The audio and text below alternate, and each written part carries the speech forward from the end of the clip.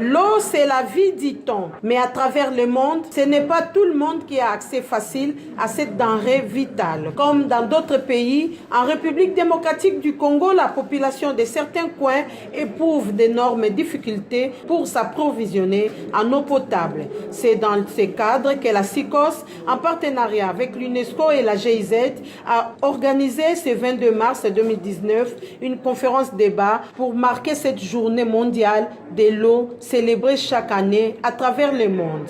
Le thème de cette année 2019 ne laissait personne de côté, objectif voulu étant de garantir la disponibilité et la gestion durable de l'eau pour tous d'ici 2030. L'eau est la source de vie et personne ne peut se passer de cet élément nous légué par nos ancêtres.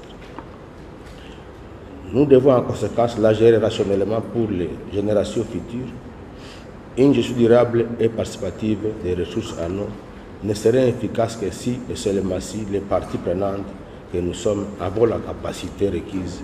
Voilà qui a poussé les différents orateurs à attirer l'attention de l'assistance sur la situation des milliers de personnes qui vivent toujours sans eau salubre, leurs ménages, leurs écoles, leurs lieux de travail, leurs fermes et usines luttent pour leur survie et leur prospérité.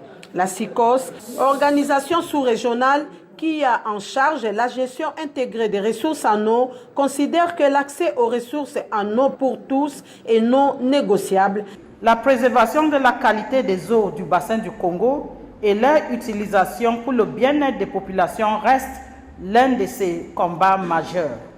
Pour Madame le secrétaire général de la SICOS, Judith Eno, deux facteurs sont à la base de la plus grande menace pour la préservation des ressources en eau du bassin du Congo, la dégradation de la qualité des eaux et les phénomènes étiage.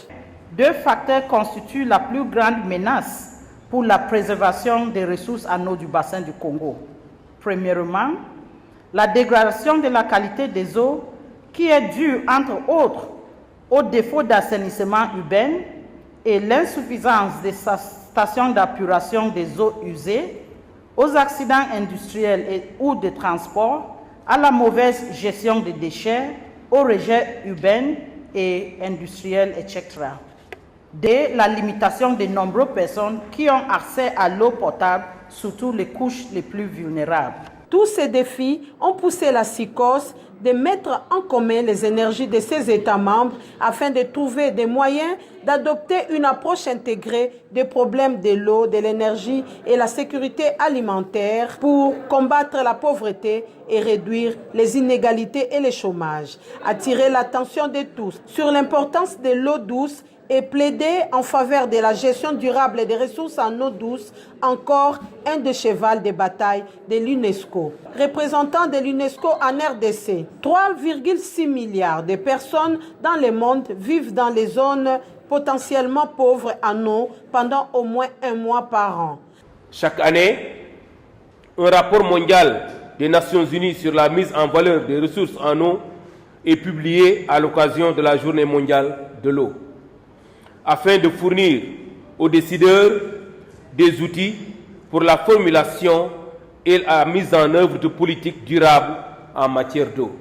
L'UNESCO, a-t-il rajouté, contribue à la célébration de la Journée mondiale pour aider les pays du monde à constituer une base de connaissances scientifiques leur permettant de gérer leurs ressources en eau de manière durable. Il s'y est de signaler que l'objectif de développement durable ODD 6 vise à garantir la disponibilité et la gestion durable de l'eau pour tous d'ici 2030. Pourtant, les femmes, les enfants, les réfugiés, les peuples autochtones, les personnes vivant avec handicap et autres figurent parmi les groupes marginalisés et sont souvent négligés, faisant aussi l'objet de discriminations lorsqu'ils tentent d'accéder à une eau salubre. D'où l'importance de ce thème des Nations Unies célébré cette année 2019 pour une prise de conscience et ne laisser personne pour compte.